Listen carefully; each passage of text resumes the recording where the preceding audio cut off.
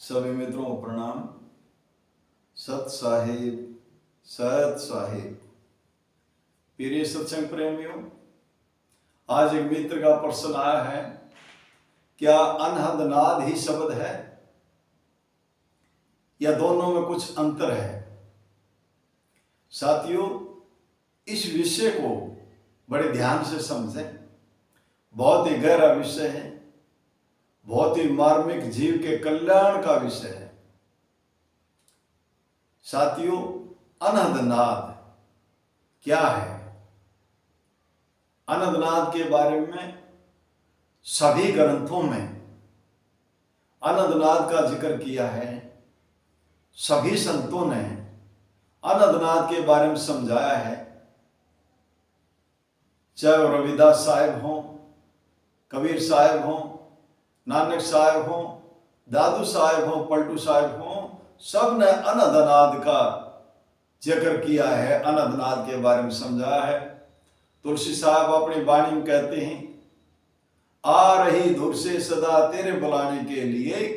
अनहद नाद के बारे में कहते हैं, जो अनहद नाद शुरू होता है तो इशारा आता है उस मालिक की तरफ से, खुदा की तरफ से, तेरा को बुलावा भेजा गया है, आपको वो मालिक ने बुलाया है। अनहद नाद कब शुरू होगा? जब आप किसी गुरु के सानिध्य में जाकर के और अनहद नाद को सीखना चाहिए। गुरु और विधि देता है, तरीका देता है, जिससे अनहद नाद शुरू होता है। और जब अनहद नाद एक बार शुरू हो जाता है तो तरह तरह की धुनें चलती रहती हैं। अनहद नाद जिसकी कोई हद नहीं है, तरह तरह के धुनें, बांसुरी बजती है, घंटाड़े बजते हैं, शंख बजते हैं, और तरह तरह की भौरे गूंजते हैं, चिड़िया चहचहाती हैं, तरह तरह की धुनें सुनाई देती हैं। तो साथियों, किसी ऐसे गुरु का सानिध्य करना चाहिए जो इसके बारे में जानता है, इसके विधि को जानता है, तरीके को जानता है। उससे अनहद नाद की बारे में जानकारी लेनी चाहिए, विधि सीखनी चाहिए, तरीका सीखना चाहिए। लेकिन साथियों, अनहद नाद और शब्द, बहुत सारे इस अनहद नाद को ही शब्द समझते हैं, लेकिन यहां भ्रांति हो जाएगी साथियों। अनहद नाद मन को एकाग्र करता है, उस मार्ग पर आगे जाने का एक रास्ता है। तो जो शब्द है वो अलग है। सतगुरु बंदी छोड़ कहते हैं, जाप मरे अजप्पा मरे अनहदू मर जाए, सुरत समाने शब्द में ताको काल ना खाए। जब कोई भेदी, शब्द का भेदी गुरु मिलता है और उस शब्द को देता है, शब्द के दरस दीदार किए जाते हैं। जब शब्द मिल जाता है तो शब्द मनुष्य के आमने सामने दिखता है, सामने दिखाई देता, जहां देखे वहीं दिखाई देता है। और कोई और नैन, इन्हीं नैनों से जब दृष्टि दी जाती है, नैन बैन और सैन से जो वो दृष्टि मिलती थी, इन्हीं नैनों से उस शब्द को सर्वत्र सारे के दिखता है। उसको जहां जाता है उस शब्द आगे आगे चलता है।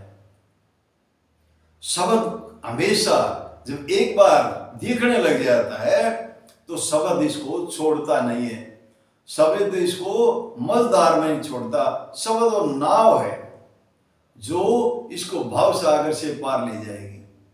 उस शब्द रूपी नाव में जब ये हंसा बैठ जाता है, जब ये जीव बैठ जाता है, तो ये भाव सागर से पार हो जाता है। तो शब्द को, जो शब्द का भेदी गुरु है, वो शब्द देता है। शब्द के बारे में कहा है साहब ने, गुरु गुरु तो सब बड़े, आप अपनी ठोर, शब्द विवेकी पार की, सब संतन सिरमोर।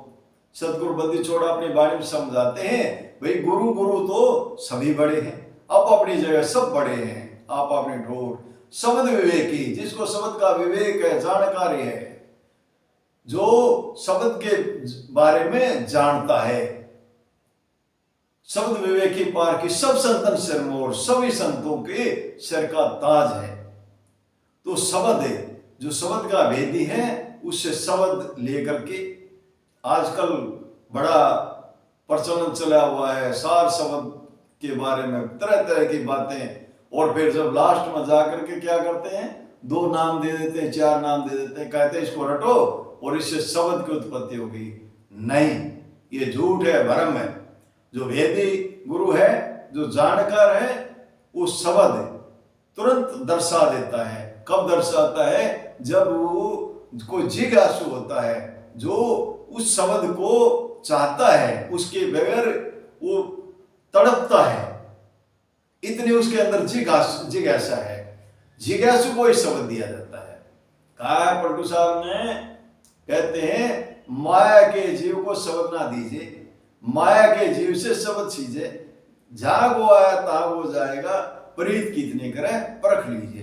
तो शब्द को माया के जीव से शब्द नहीं देना चाहिए, शब्द को उसी को देना चाहिए जो जिज्ञासु हो, जो तड़प रहा है, जिसके अंदर तड़प है उस परमात्मा से मिलने की, उस खुदा से मिलने की, और जिसको तड़प है उसी को शब्द देना चाहिए।